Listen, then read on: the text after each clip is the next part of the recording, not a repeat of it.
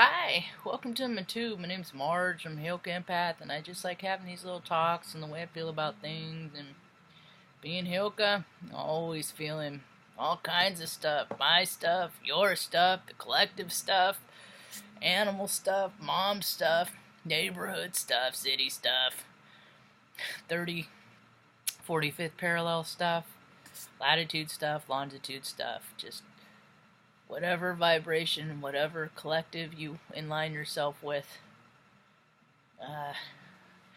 It's rough stuff. I don't know, this Heyoka, I don't know about other Heyoka, but this Heyoka don't do mainstream stuff, you know. I'm like, Heyoka look at things backwards, man, so I never loved everything else that everybody else loved, you know.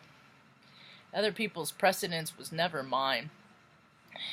And I wasn't theirs either, so I guess fair is fair. When I was a little kid, we went without a lot of food a lot of times, you know, so I know what it's like to be hungry. So now and again, I'll give a loaf of bread away. Kid on the street, what do I care? It's right around the corner from the supermarket. Sometimes I'll feel an inclination to buy two. I wonder why I do that. And then I find out afterwards, oh yeah, this must be for you. That's how I listen to my divine, you know. That's how I pass things on.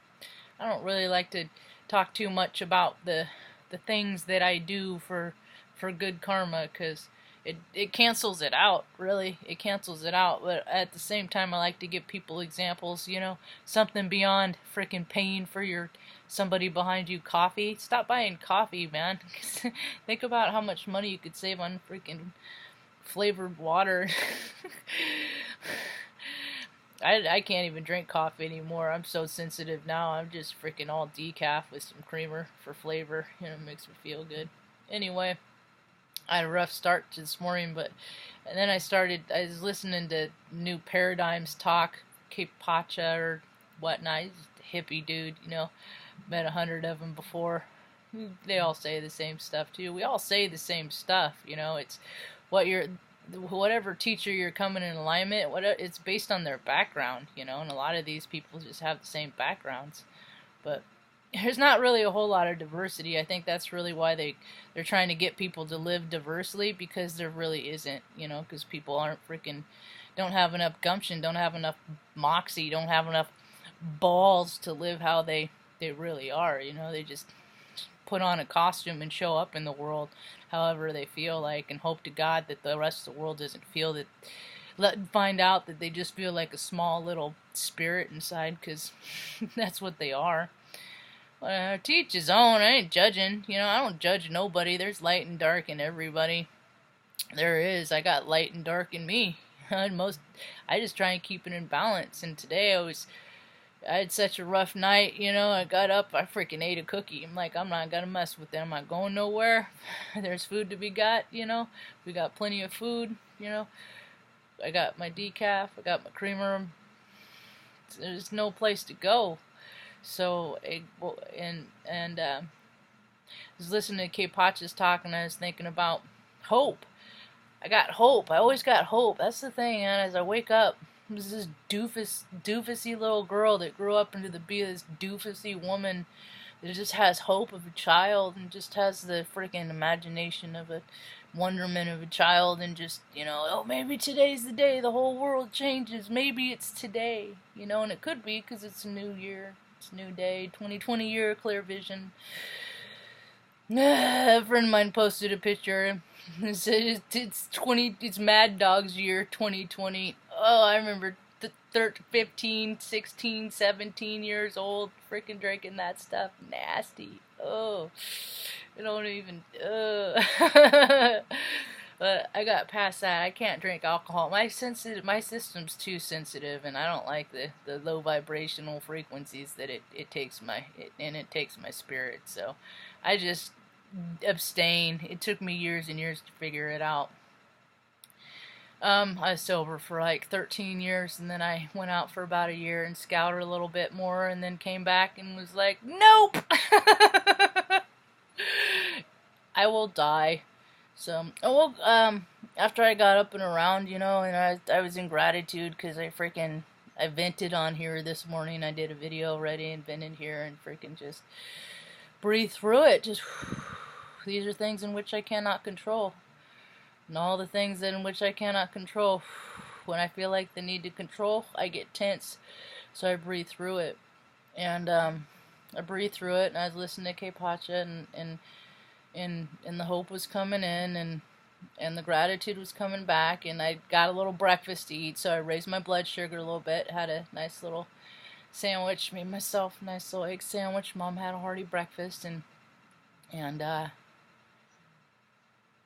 that's the cool thing about being a human being, is that, you know, whatever comes up in the world in the future with AI, we're already living AI. I mean, look at some of the people in some of these paradigms that just are so programmed, they speak like they're robots, and then if you try and bring emotion into it, does not compute, you know.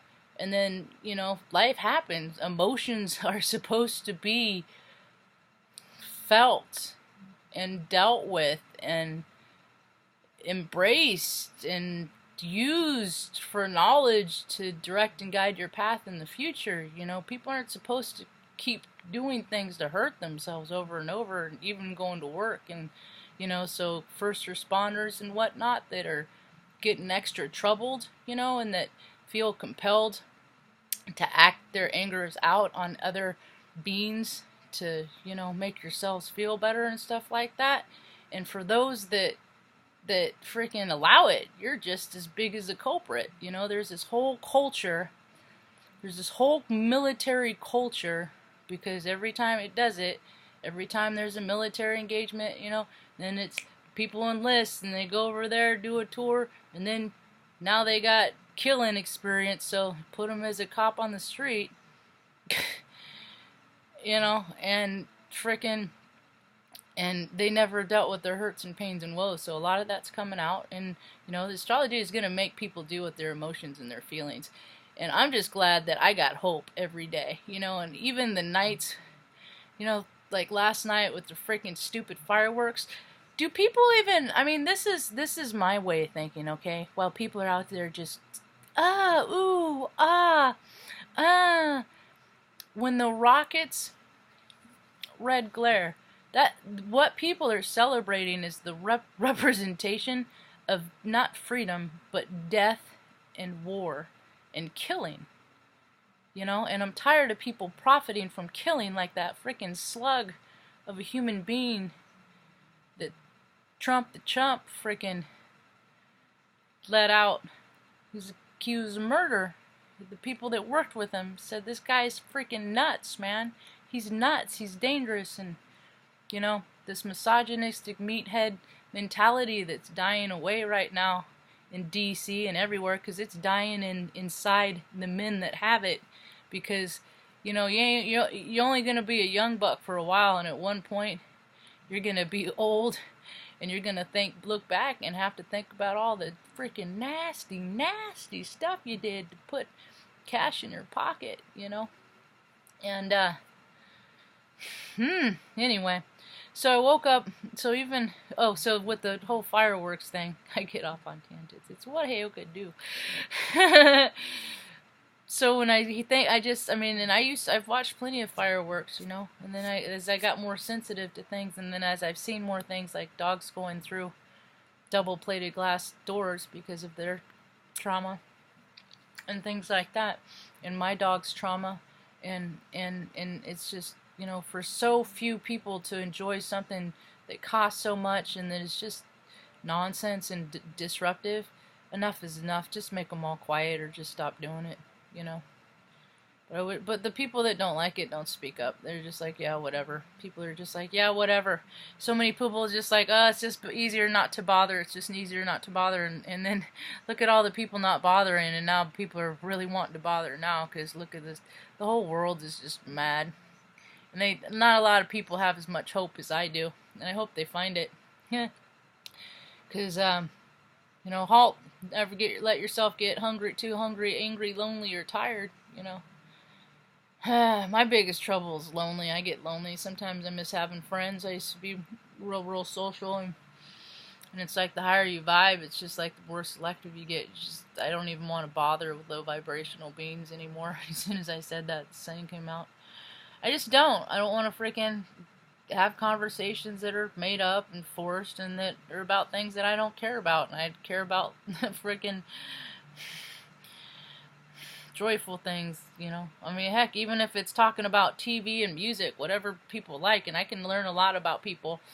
I can learn a lot about people by what kind of music they listen to, because I listen to it all, and and what kind of shows they watch. And even if they don't watch shows, it tells me a lot about somebody. If they just watch sports, it tells me a lot about somebody, you know. Always collecting data, but hopefully with the new year, more people are feeling hope, you know. And you got to keep yourself in a good kind of way. You got to keep your mask on, put your own mask on so you can help other people. By getting out and getting some exercise and getting your blood flowing and dancing and doing joyful things and hanging out with trees and birds and squirrels and whatnot, cats and dogs, animals, turkeys, wherever you live, there's animals near you. And just being present in the moment, because there's so many people that are worried about the future and freaking have dread from the past that they ain't enjoying the gift in the present, and it's coming out in a big collective way. So anyway, that's about all I got for now. Hope you have a rad day. Peace.